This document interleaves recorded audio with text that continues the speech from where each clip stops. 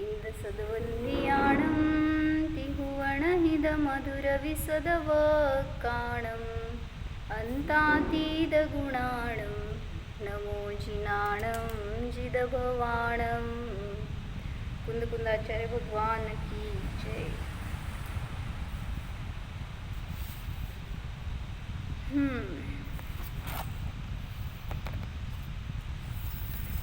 शुक्ल ध्यानाचं प्रकरण बघतोय आपण। पहिलं दुसरं शुक्ल ध्यान छद्मस्त जीवांना आहे। तिसरं शुक्ल ध्यान, चौथं शुक्ल ध्यान संयोग केवली जिन आणि अयोग केवली जिनांना आहे। तर काल सांगितलं होतं की ध्यान कोणाला प्रगट होतं?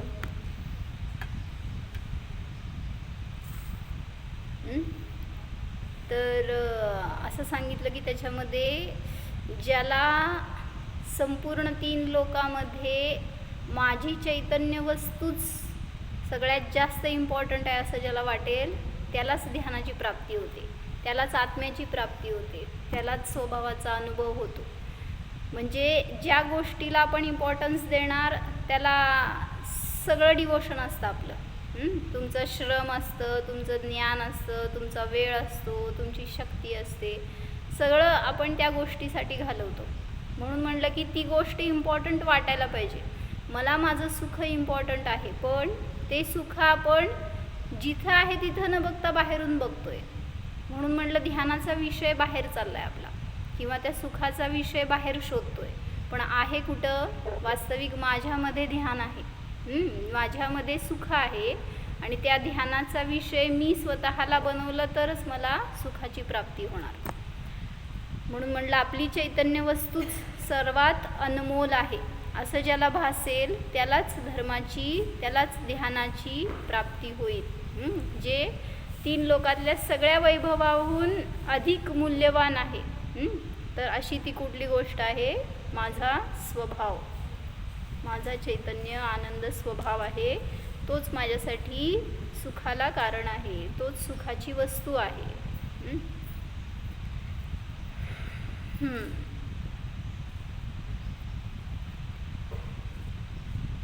जो पुण्य पापाच्या उदयात अडकतो त्याला ध्यान होत नाही। काय म्हणले? आस्था काय म्हणले? मी जीव आहे असं जाणलं तर आपल्याला आनंद आहे, सुख आहे। मी आस्था नाही, मी जीव आहे। मी शरीर नाही, मी जीव आहे। माझे या विश्वामध्ये कोणी नाही असं ध्यान करायचं, असं जाणायचं। काय म्हणलं? पुण्याच्या उदयामध्ये ज्ञानाची वृद्धी होती, पण म्हणून त्या ज्ञानाच्या क्षयक्षमामध्ये अडकेल तर पुन्हा दूर जाणार, भ्रष्ट होणार। म्हणून म्हणलं ज्ञानाचा क्षयक्षम वाढलाय ना तर त्याला स्वतःकडे घ्या, त्याच्या निमित्तामध्ये उलट सुखाची प्राप्ती होणार। उलट समजणार की ज्ञान आहे केवढं आणि आपण मानतोय केवढं, किंवा केवढ्या थोड्या गोष्टीमध्ये अडकलोय। म्हणून म्हणलं ज्ञान आहे असं असीम आहे, अनंत आहे, पण आपण पाहतोय त्याला क्षयक्षम रूपाने, आणि त्यात थोडीशी वृद्धी झाली तर आपल्याला आनंद वाटतो। मग केवल ज्ञान प्राप्त झाल्यावर त्या केवलींना किती आनंद आहे, त्या सगळ्या संपूर्ण ज्ञानाचा उपयोग ते स्वतःसाठी करतात। म्हणून आपला विषय चालला होता की केवलींना ध्यान उपचाराने आहे का वास्तविक आहे, मुख्य रूपाने आहे का उपचाराने आहे? का बरं? तर त्यांनी 3 गोष्टी सांगितल्यात बरं का। आपण काल असं ते पॉईंट आउट केलं नाही, थोडंसं आपण काढू बघू परत। 3 काय सांगितलेत मला पण मिळालं नाही, बघू वाचून। श्लोक वार्तिकचं 325 पान आहे, ग्रुपवर आहेत जर तुम्हाला बघायचं असेल। हे घ्या, तुम्हाला घ्यायचं असतं पुस्तक।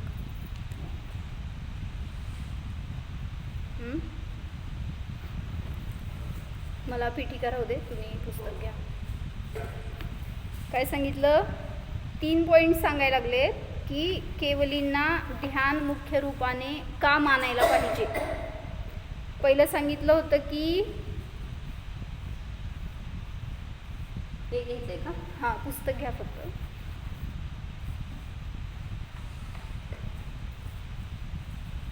छद्मस्त जीवांमध्ये चित्ताचा व्याक्षेप असतो, 325 पान आहे. छद्मस्त जीवों के नहीं कुछ गिरा, छद्मस्त जीवों के उपचार से ध्यान कह दिया जाए, क्योंकि उन छद्मस्तों के चित्त को व्याक्षेप करने वाले अन्य कारणों का अस्तित्व पाया जाता है. केवल ज्ञानी में तो व्याक्षेप न होकर स्थिरता परिपूर्ण वर्त रही है. इसलिए अतः केवल ज्ञानी का ध्यान भी मुख्य ध्यान ही है. केवलींचं ध्यान मुख्य का म्हणायचं ह्याच्यासाठी हेतू सांगतो.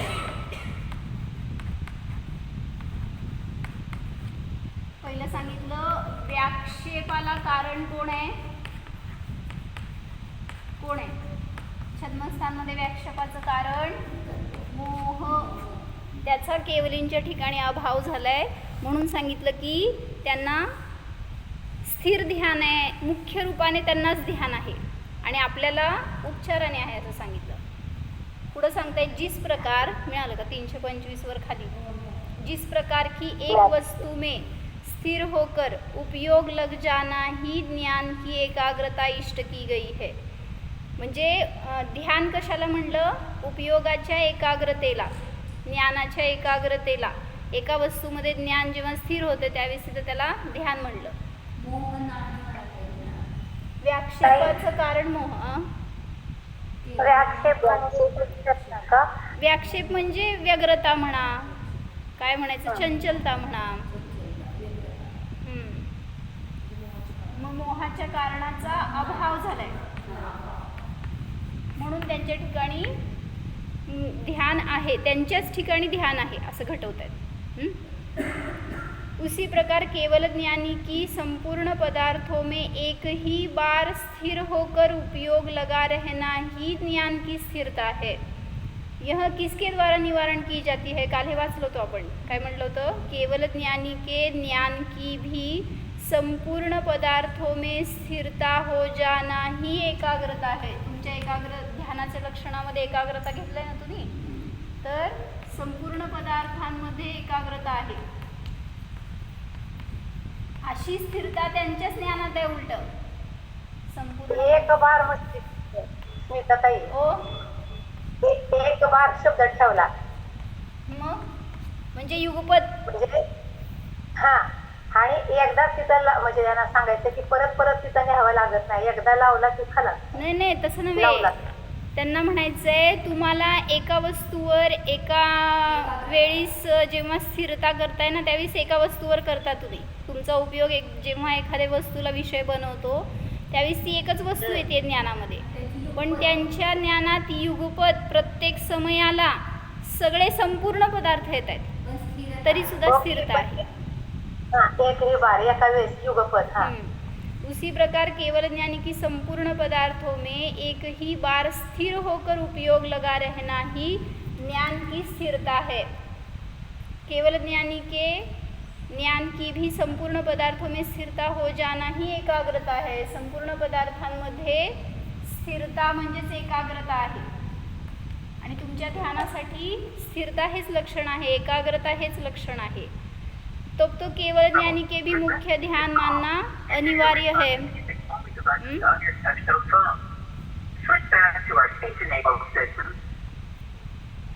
तर सांगतायत काय प्रकरण चाललंय आपलं. केवल ज्ञानी ध्यान करतात की नाही करत ह्याच्यासाठी आपण कारण बघतोय. केवल ज्ञानीच ध्यान करतात की तुम्ही ध्यान करता, का ते पण आणि तुम्ही पण ध्यान करता, का दोघं पण ध्यान करत नाही. कोण करतं, आपण करतो ते खोटं ध्यान आहे आणि जे मूळ वास्तविक ध्यान आहे ते केवलींनाच होतं हे सांगायला लागलेत. मग त्यासाठी सांगितलं मुख्य रूपाने ध्यानाचं कारण एकाग्रता आहे, तर त्यांच्या ठिकाणी अशी एकाग्रता आहे की कितीही ज्ञानात आले तरी सुद्धा जरासुद्धा चंचलता नाही आहे, सगळ्याला ते युगपद जाणतात. ठीक आहे, करते कोण आहे तुम्ही नंतर जॉईन करून घेते. आता तुम्हाला काय नवीन असलं विषय तर विचारा, कारण आजच तुम्ही जॉईन झालेले दिसताय. काय सांगत होते मी, तर केवलींच्या ज्ञानामध्ये सगळे ज्ञेय युगपद आले तरी सुद्धा त्यांना स्थिरता आहे, एकाग्रता आहे. आणि व्याक्षेपाचं कारण मोह, त्याचा अभाव. म्हणजे काय म्हणलं की केवलींच्या ठिकाणी मोहाचा अभाव झालाय, तो मोह आहे त्याच्याच निमित्तामध्ये आपल्या ज्ञानामध्ये चंचलता आहे, व्यग्रता आहे, उपयोगाची अस्थिरता आहे. पण मोह नसल्या कारणाने त्यांच्या ठिकाणी सुद्धा तशी चंचलता नाही. म्हणून केवलींना मुख्य रूपाने ध्यान आहे.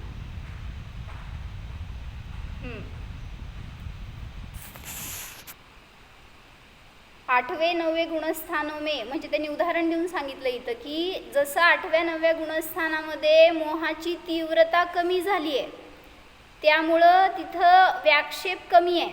कुठं? 8व्या 9व्या गुणस्थानवरती जीव एकतर मोहाचा उपशम करत चाललाय किंवा क्षय करत चाललाय, त्यामुळं त्याच्या ठिकाणी तेवढी उपयोगाची अस्थिरता नाही आहे. मग ज्याला कथनचित मोहाचा कथनचित उदय कमी झालाय तर त्याच्या ठिकाणी स्थिरता दिसते. मग ज्यांना मोहाचा संपूर्ण अभाव झालाय त्यांच्या ठिकाणी किती स्थिरता असणार आहे, किती तिथं एकाग्रता असणार आहे. मग सर्वथा मोहरहित केवल ज्ञानी के वह व्याक्षेप का नाश भला क्यों नहीं होगा. ध्यान को बिगाड़ने वाले व्याक्षेपों का क्षय केवल ज्ञानी का सदा विद्यमान है, जो कि छद्मस्तों से भी अधिक ध्यान लग जाने की पुष्टि का कारण है. म्हणून म्हणलं छद्मस्थानपेक्षा सुद्धा उलट वरच्या गुणस्थानांमध्ये समजून घ्या ना. जिथं मोहाचा उदय कमी होत चाललाय, त्याची शक्ती कमी होत चालली आहे, त्या जीवाला स्थिरता वाढत जाते. मग ज्याच्या ठिकाणी मोह संपूर्ण नष्ट झाला त्याच्या ठिकाणी तर अधिक स्थिरता दिसून येणार. तीसरी बात यह है कि पहले से लेकर 10वें गुणस्थान तक उन मोह सहित जीवों के जिस प्रकार एक प्रधान अर्थ में ज्ञान धारा की वृत्ति हो जाती है, जो कि मुख्य ध्यान कहा जाता है, उसी प्रकार अनंत पर्यायों को धार रहे प्रत्येक अनंते द्रव्यों में केवल ज्ञानी के ज्ञान की प्रवृत्ति क्यों नहीं एकाग्र वृत्ति कही जाएगी. काल बघितलं होतं आपण. हे काय म्हणलं, पहिल्या ते 10व्या गुणस्थानापर्यंतचे जे जीव आहेत त्यांनी एका विषयाला प्रधान करून त्या ज्ञानाची वृत्ती करतात, त्यावेळेस तिथे तुम्ही त्याला ध्यान म्हणता. मग जेव्हा अनंत पर्यायांना धारण करणाऱ्या प्रत्येक अनंत द्रव्यांमध्ये केवल ज्ञानीच्या ज्ञानाची प्रवृत्ती जर होते तर तिथे एकाग्र का नाही म्हणायचं त्याला. अर्थात एक प्रधान अर्थ को जानने वाला यदि ध्यानी कहा जा सकता है, तो अनंत पर्यायों वाले अनंत द्रव्यों को युगपत जानने वाला केवल ज्ञानी तो बढ़िया सुलभता से ध्यानवान है. तिसरं कारण काय लिहू सांगा. अनंत पर्याय सहित असणाऱ्या अनंत द्रव्यांना सुलभता से जाणणाऱ्यांना केवळ ज्ञानींना ध्यानवान. अनंत पर्याय वाले अनंत द्रव्यों को युगपत जानने वाला केवल ज्ञानी तो बढ़िया सुलभता से ध्यानवान है. अनंत पर्याय वाले अनंत द्रव्यांना युगपत जाणत असताना, म्हणजे आता दुसऱ्यात आणि तिसऱ्यात काय फरक करायचं हे बघायला. तिसरी बात म्हणलेत ना त्यांनी, म्हणून ते दुसरं आणि तिसरं पॉईंट वेगळं काय केलं बघा. म्हणजे एक प्रधान अर्थाला विषय करून जे होतं ते ध्यान म्हटलं जातं. मग इथं तर सगळेच द्रव्य गुणपर्याय सगळे त्यांच्या ज्ञानात एकाच समयामध्ये येऊ लागलेत.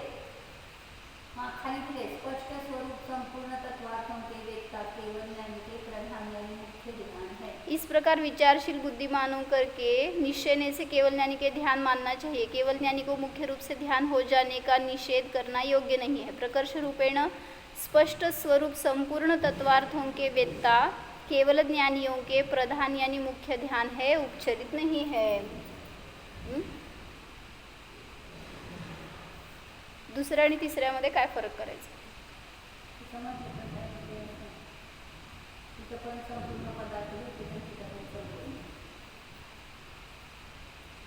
ते वरचं दुसरं सांगितलंय ज्ञानाकडून आणि तिसरं विषयाकडून सांगितलं, असं करता येईल का. असं वाटतंय मला, पण तेच बघत होते मी.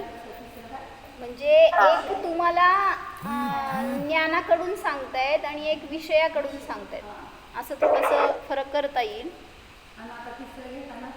तेच ना, विषय दाखवला हो, काय विषय आहे. इथं सांगायला संपूर्ण पदार्थ असले तरी एकाग्रता नष्ट होत नाही. आणि इथं सांगतायत की किती पदार्थ येत आहेत त्यांना आग्रह करतो जीव, म्हणजे ते त्यांच्या ठिकाणी उपयोग स्थिर झालेला आहे. एवढे पदार्थ आले तरी सुद्धा. युगपत जानने वाला केवल ज्ञानी तो बढ़िया सुलभता से ध्यानवान कहा जाता है. काय म्हणते दीपाली भाभी? काही नाही. नाही का, जरा काय वाटते का फरक? विषय थोडासा आलाच की. हं? विषय थोडासा आला. नाही म्हणजे मुख्यता काय सांगायची आहे, ज्ञानाकडून ह्याची मुख्यता आहे दुसऱ्या पॉईंटमध्ये, आणि तिसऱ्या पॉईंटमध्ये पदार्थाकडून सांगायचं असं म्हणायचं. जसं तुम्ही ध्यानाची परिभाषा करताना एकाग्र चिंता निरोध रूप जे असतं ते ध्यान आहे असं म्हणताय. मग त्याच्यामध्ये विषय पण सांगितलं आहे आणि त्या ज्ञानाचं पण म्हणजे साधन पण सांगितलं आहे. दोन्हींचं विशेषण घेतलं. एकाग्र आहे ते मग इथं घेतलं, आणि चिंतेचा निरोध म्हणत असताना इथं घेतलं असं. स्मिताताई, गुणपर्यायाकडून काय दाखवता येतंय का? म्हणजे खालची पर्याय अनंत पर्यायाने सहित सांगितलं की नाही? नाही नाही, तसं नाही. हे विषय काय हे दाखवायला लागलेत. केवळ ज्ञानींच्या ज्ञानामध्ये काय विषय असतो, तर अनंत पर्याय सहित, म्हणजे त्याच्यात खूप खूप भाव आहे बरं का. आपण त्याचं जेवढं डीपमध्ये जाणार तेवढं कळलं नाही तर कळणार नाही. म्हणजे काय म्हणायचं आहे की जो छद्मस्त आहेत, मी परत एकदा वाक्य वाचते, काल आपण ते वाचल्यावर छान खुलासा झालं होतं. एक प्रधान अर्थ को जानने वाला यदि ध्यानी कहा जा सकता है. म्हणजे मी छद्मस्त असताना, मी एका पदार्थाला विषय करत असताना तिथं मला ते ध्यान म्हणलं जातं त्या पदार्थाचं. एक प्रधान अर्थ को जानने वाला यदि ध्यानी कहा जा सकता है तो अनंतानंत पर्यायों वाले. म्हणजे तुम्हाला काय म्हणायचं कळते का की जेव्हा मी ध्यान करतोय ना त्यावेळेस मी उपयोगाला त्या एका विषयावर केंद्रित करतोय, स्थिर करतोय, त्यालाच एकाग्र करून जाणतोय, त्यावेळेस ते ध्यान म्हटलं जातंय. पण जेव्हा केवली जाणताय त्यावेळेस ते सगळे द्रव्यगुण पर्याय युगपत जाणतायत तरी सुद्धा ते एकाग्र आहेत. काय म्हणले? म्हणजे त्यांची पुरुषाची ताकद किती, ज्ञानाची ती शक्ती तशी. चंचलतेला जास्त वाव आहे. त्यांची एवढे सगळे युगपत आहेत तरी म्हणजे सगळं द्रव्यगुण पर्याय युगपत झळकतंय तरी सुद्धा त्या ज्ञानाची कॅपॅबिलिटी बघा ना की किती स्थिर राहू शकतं ते ध्यान, ते ज्ञान, जे की जर आपण चलित होत नाही, इतके विषय भिन्न भिन्न आले तरी सुद्धा त्याला खरं एकाग्र म्हणलं. म्हणजे एकाग्र आपण आपल्या ज्ञानाला म्हणतोय ध्यानाच्या वेळेस, पण त्यांचं ज्ञान, त्यांचं ध्यान खरं एकाग्र म्हणलं जाणार. आपण ध्यान करताना प्रयोग करून बघायला पाहिजे. म्हणजे ॲक्च्युली ध्यान तुम्ही प्रयोगच असतो तो एक, की असं नसतं की तुम्ही ध्यान करायला बसला आणि सगळं बाबा सगळं विश्व बंद पडले. 4-5 विषय आले तरी शांतता वाटत नाही. आणि एकाग्र केलं म्हणजे एकाच विषयाला असं नाही. म्हणजे ध्यान करताना तुम्ही जर अनेक विषय घेतलात तर त्याला ध्यान म्हणलं जात नाही बरं का. म्हणजे तुम्ही बसता ध्यानाला म्हणून डोळे झाकून हातावर हात ठेवून, पण जर ज्ञानामध्ये अनेक विषय असतील तर डोळे बंद करायचे आधी, कारण डोळ्यासमोर दिसलं तर ते विचार करतात. ते म्हणते डोळे बंद केल्यावर जास्त दिसायला लागतं. म्हणजे येऊ देत ना, येऊ देत, थोडा काळ तो असतो. संस्कार तेच आहेत ना डोळ्याच्या द्वारे बघण्याचे आणि ते तसे जाणण्याचे, तर येणार अनेक येतील ज्ञानामध्ये. पण जोपर्यंत ते अवलंबन विचार आहे ना, सतत रोजच्या प्रॅक्टिसनी मग तो फरक पडतो ना, हळूहळू विचार निघून जातात. बरोबर. त्याच्यासाठी प्रयोगच आवश्यक आहे. रोटली करायला लागल्या पहिल्या वेळेस रोटली येत नसती. फक्त ते वाचून ऐकून वगैरे ध्यान होत नाही. ध्यानासाठी प्रॅक्टिकलच आवश्यक आहे. आणि जोपर्यंत ते एका विषयावर स्थिर नाही होणार, स्वतःचा विषय बरं का, दुसरा कुठला पण नाही, आणि जेव्हा ते स्वतःच्या विषयावर स्थिर होणार आहे ना त्यावेळेस जो आनंद येणार तो अद्भुत असतो, अतुलनीय असतो. म्हणजे खरंच त्यावेळेस विश्व शून्य होतं बरं का आपल्या ज्ञानामध्ये, पण तशी भावभासना व्हायला पाहिजे. सुंदर भावभासना असते ती प्रत्येकाने आपली आपली करावी लागणार आहे. किती केवलींनी तुम्हाला सांगितलं तरी सुद्धा, साक्षात समोर येऊन सांगितलं तरी सुद्धा त्याची भावभासना होणार नाही. बरोबर आहे. हा म्हणजे म्हणून म्हणतात ना आम्हा पण की शास्त्रातला प्रत्येक शब्द तुम्हाला आत्मा दाखवतोय, पण ते बघण्याची कला आपल्यात असायला पाहिजे. मी कितीही सांगितलं तुम्हाला, आता आचार्यांनी सांगितलं, केवली भगवंतांनी येऊन सांगितलं की आत्मा असा आहे, असं ग्रहण करा, असं जाणा, असा अनुभव होतो, किती कळणार आहे हो?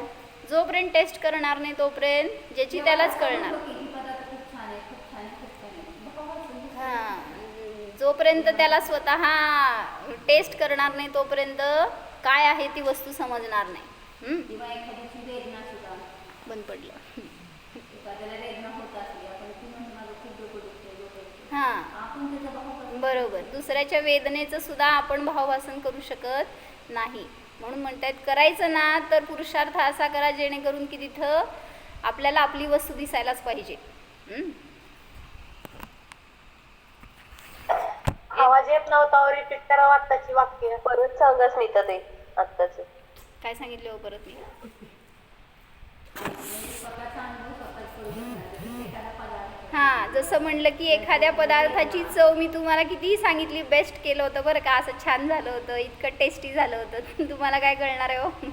माझ्या तोंडात टेस्ट आली बरं का तशी, पण तुम्हाला किती सुंदर ऐकलं वर्णन तरी सुद्धा स्वतः त्याला स्वाद घेतल्याशिवाय समजणार परत नाही. आवाज गेला. आता काय झालं आहे ना आवाज? चला, तर म्हणून सांगितलं की केवलींना जे हां एक असं थोडंसं फरक करता येईल इथं की हे ज्ञानाकडून आणि हे विषयाच्या अपेक्षेने. अजून एकदा तरी वाचून बघा ते 2-3 वाक्य, काय खुलासा होत असलं तर परत सांगा. 326 पानावर आहे, श्लोकवार्तिकचं 7वं पुस्तक आहे, त्याच्यामधलं वाचतोय. ते 4 वाक्य परत वाचते. अनंत पर्यायों को धार रहे प्रत्येक अनंते द्रव्यों में केवल ज्ञानी के ज्ञान की प्रवृत्ति क्यों नहीं एकाग्र वृत्ती कही जाएगी.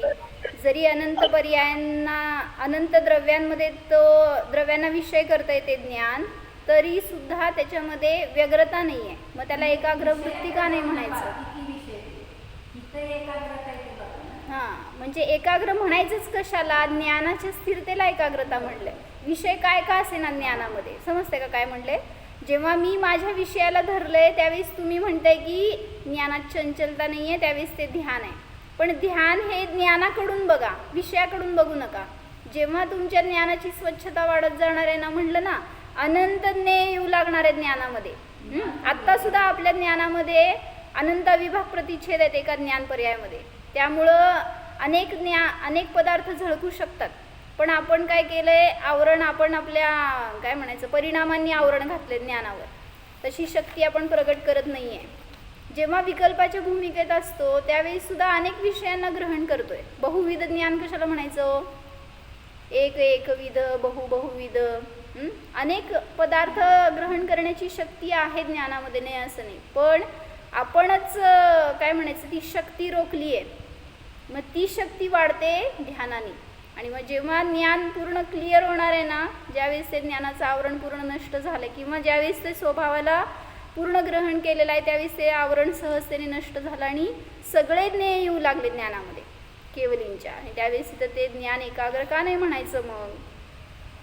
अर्थात एक प्रधान अर्थ को जानने वाला यदि ध्यानी कहा जा सकता है तो अनंतानंत पर्यायों वाले अनंतानंत द्रव्यों को युगपत जानने वाला केवल ज्ञानी तो बढ़िया सुलभता से ध्यानवान है. इस प्रकार विचारशील बुद्धिमानों करके निश्चयने से केवली के ध्यान मानना चाहिए. म्हणजे केवलींना मुख्य रूपाने ध्यान आहे, उपचाराने म्हणू नका, असं एक ते विद्यानंद आचार्य सांगतात. बाकीचे सगळ्या आचार्यांचं मत आहे त्यांना उपचाराने ध्यान आहे. म्हणजे का म्हणतात उपचाराने ध्यान आहे? उपयोग ओढून लावायचं नाही आहे कुठं त्यांना, तुम्ही करताना ते ओढून लावताय. म्हणून म्हटलं तुम्हाला ध्यान आहे असं म्हणत असताना त्यांना त्या अपेक्षेने ध्यान नाही, म्हणून उपचाराने. बाकीच्या गोष्टींना गौण करा, सोडा, या विषयाला धरा, हे सगळं तुमच्या ठिकाणी आहेत लक्षणं, पण केवलींच्या ठिकाणी असं लक्षण नाही, म्हणून त्यांना उपचाराने असं अन्य आचार्यांनी सांगितलं. पण इथं सांगतात विद्यानंद आचार्य की केवलींनाच उलट वास्तविक ध्यान आहे, कारण त्यांचा उपयोग कितीही ज्ञेय आले तरी सुद्धा स्थिर आहे.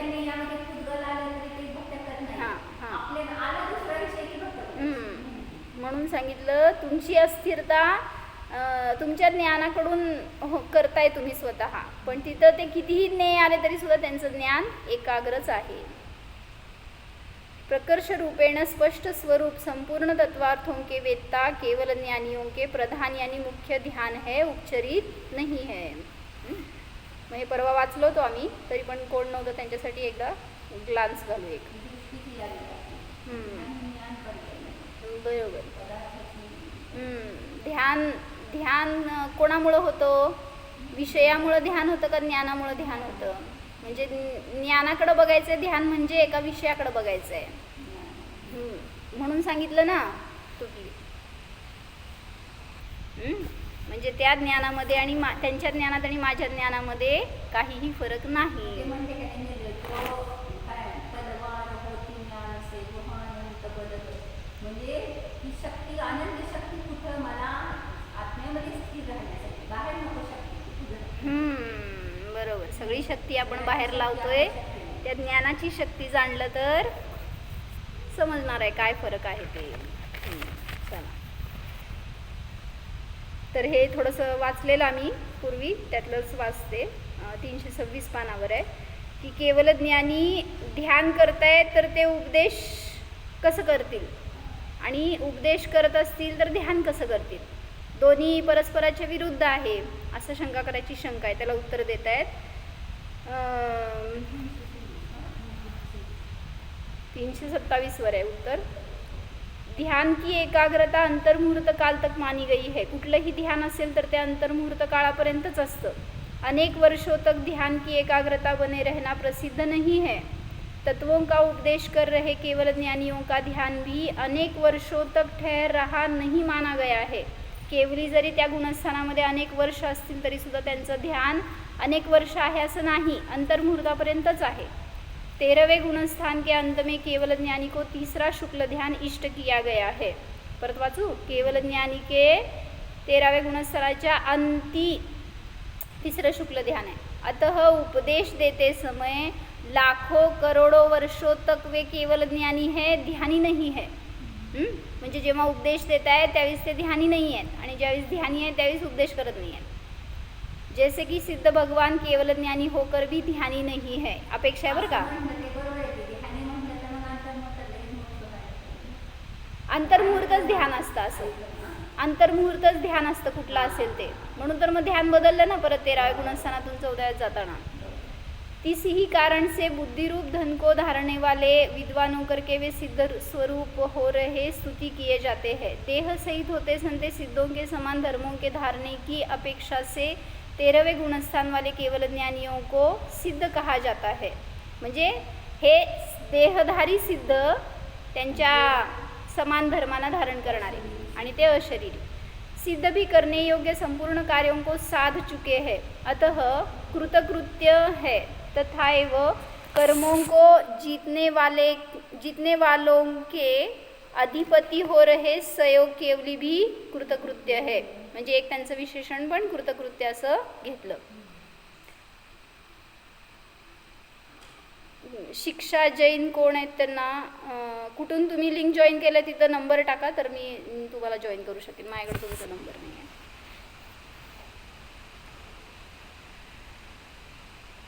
कुठे गेलं? हाँ. 14वें गुणस्थान में अयोगीपन अवस्था के उत्पन्न होने के पहले अंतर्मुहूर्त काल तक 13वें गुणस्थान में तीसरा शुक्ल ध्यान केवल ज्ञानी को हो रहा बखाना गया है. काय म्हणले? 14व्या गुणस्थानाचं पर्याय उत्पन्न होण्याच्या पूर्वी 13व्या गुणस्थानामध्ये अंतर्मुहूर्तापर्यंत केवलींना ध्यान आहे, जो कि धर्मोपदेश देने या कोई भी वचन की प्रवृत्ति से विशेष रूपेण वर्जित है. त्यावेळेस उपदेश नाही. योगों का निरोध करते हुए 13वें के अंत में ध्यानी केवल ज्ञानी का धर्मोपदेश नहीं प्रवर्तता है. वचन या काय की यहाँ वहाँ अंटसंट प्रवृत्ति का सद्भाव होने पर जिस प्रकार हम सरीखे अल्पज्ञानी पुरुष ध्यानी नहीं है, आपला उपयोग चंचल होतो, इकडं तिकडं जातोय, त्यावेळेस आपण ध्यानी नाही आहे. त्याप्रमाणे 13व्या गुणस्थानामध्ये सुद्धा अनेक वर्षांपर्यंत वचन आणि शरीराची प्रवृत्ती असताना सुद्धा त्यांना ध्यान आहे असं म्हणलं जात नाही. ऐसे उन अनंत भगवान के भले ही उपचार से ध्यान का निरूपण कर दिया जाए, किंतु 13वें 14वें गुण स्थानों के अंतिम अंतर मुहूर्तों में केवल ज्ञानियों के पाए जा रहे 2 शुक्ल ध्यान मुख्य ही मान लेने चाहिए. काका काय म्हणले मी?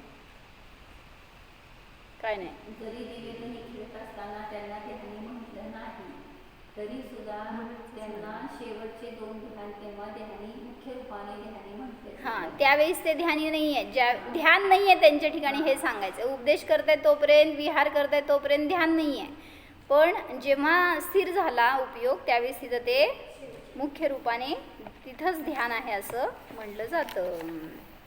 काय फायदा समजून? मला धवला वाचायचा होता पण राहिला धवला.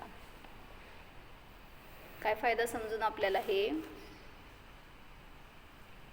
आपल्याला सुद्धा आणता सांगता सगळं बंद करायचं. हां, तर एक छान काय सांगितलं माहिती का एका वक्त्यांनी, की विश्वामध्ये 6 द्रव्य आहेत आणि 6ही द्रव्य अनादि अनंत आहेत. कुठलंही द्रव्य नष्ट होणार नाही, बदलणार नाही, तर ते तसंच्या तसं राहणार आहे. ह्याच्यावरून सांगतायत की ते 6 द्रव्य निमित्त आहेत.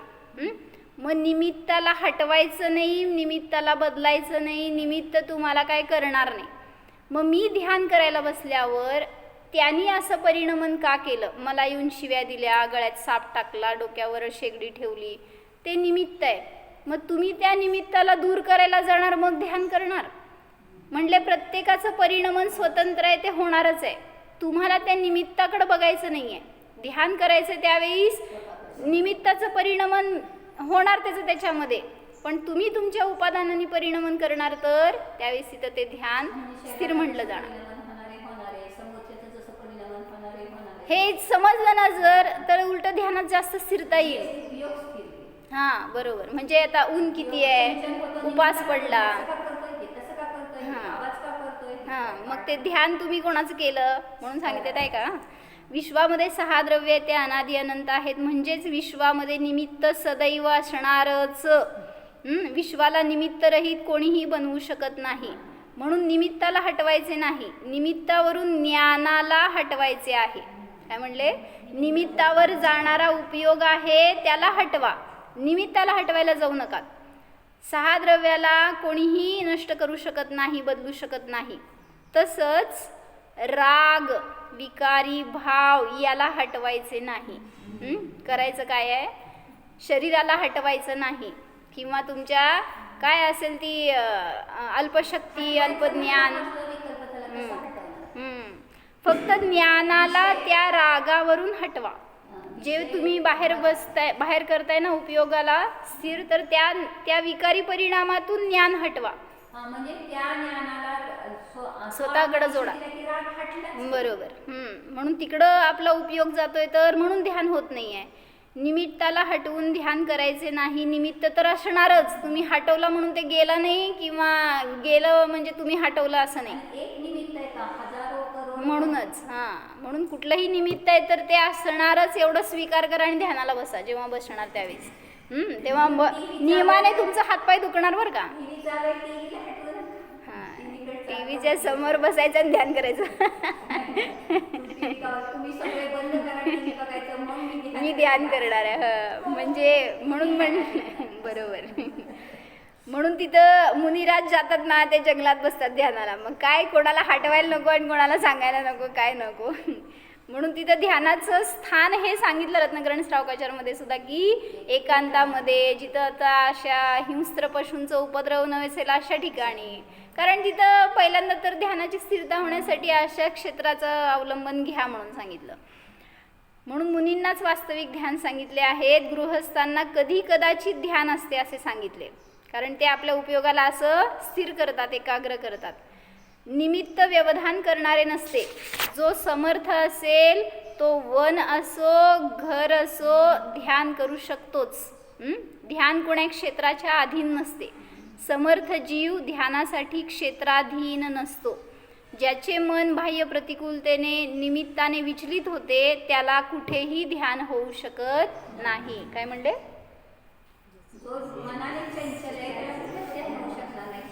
मग सगळं तुम्हाला अनुकूल मिळालं ना तरी सुद्धा ध्यान नाही होऊ शकणार. शांत पाहिजे, एकाग्रता पाहिजे, कोणाचा आवाज नको बाबा, फॅन बिन सगळं पाहिजे. बरोबर. त्याला स्वतःला येत नाही तो ते सांगा. जी गोष्ट सर्वात महत्त्वाची भासते त्याची सुरक्षा केली जाते. ज्याला स्वभावाचे महत्त्व कळाले तो त्याची रक्षा करणारच, सुरक्षित झाला. धर्माची रक्षा करणारच, म्हणजे स्वतःची रक्षा त्याच्या निमित्तात होतेच. म्हणून महानतानं मानलेलं मी स्वयं सुरक्षित आहे, मी माझ्या असंख्य प्रदेशात आहे का नाही, त्याला कोण धक्का लावू शकतो? बरोबर. विषय बनवत नाही म्हणूनच सगळं चुकतंय हो. काय बाहेरचं खाऊन मला तृप्त होणार नाही, मग ते आपापच सुटत जातं ना.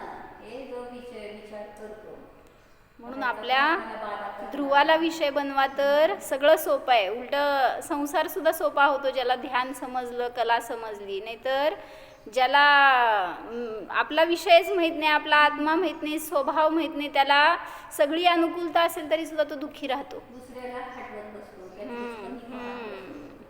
म्हणून स्वर्गात गेला कुठे गेला तरी तो सुखी होऊ शकतो. म्हणून आम्हाने काय सांगितलं एक दिवस, म्हणले कुठल्याही परिस्थितीत प्रसन्न राहण्याची कला यायला पाहिजे आपल्याला.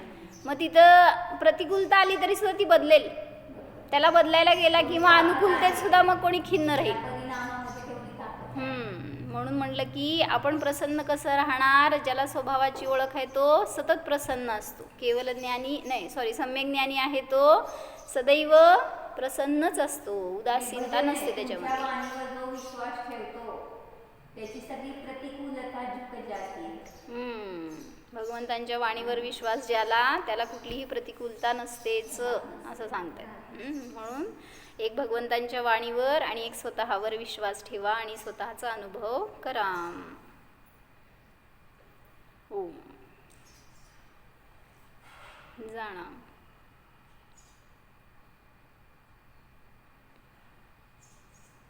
पहा, या आत्म्यामध्ये कोणतीही प्रतिकूलता नाहीच. हा मी आत्मा सिद्ध समान आहे, निराबाध आहे, निरंतराय स्वरूप आहे, निरावरण आहे. जाणा. अनंत ज्ञान स्वरूपोहम, अनंत सामर्थ्य संपन्नोहम, निर्विकल्प स्वरूपोहम. ओम.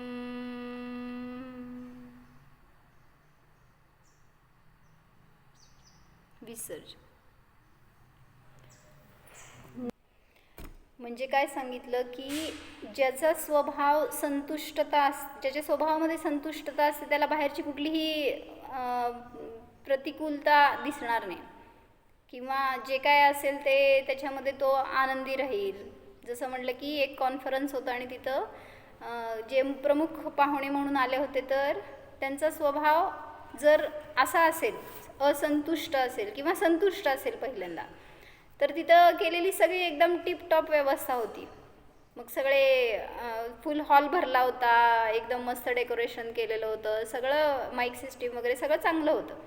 म्हटल्यावर तो वक्ता पण तशा प्रकाराने त्यांना ॲप्रिशिएट करतो आहे की किती चांगलं, किती श्रम केलेत, किती यांनी ह्यांचं कॉपरेशन आहे, चांगलं व्यवस्था केली आहे, सगळं असं. आणि जर त्याचा स्वभाव सांगितलं की असंतुष्टता असेल, तुम्ही काय केलं हे, किंवा असल्याच काल रंगाचं ठेवलं, किंवा इथं हे माईक नको ते पाहिजे होतं, त्या माणसांना का बोलवलं, ह्यांना का नाही बोलवलं, म्हणजे अशी असंतुष्टता ज्याच्या परिणामामध्ये असेल त्याला कोण सुखी करू शकणार.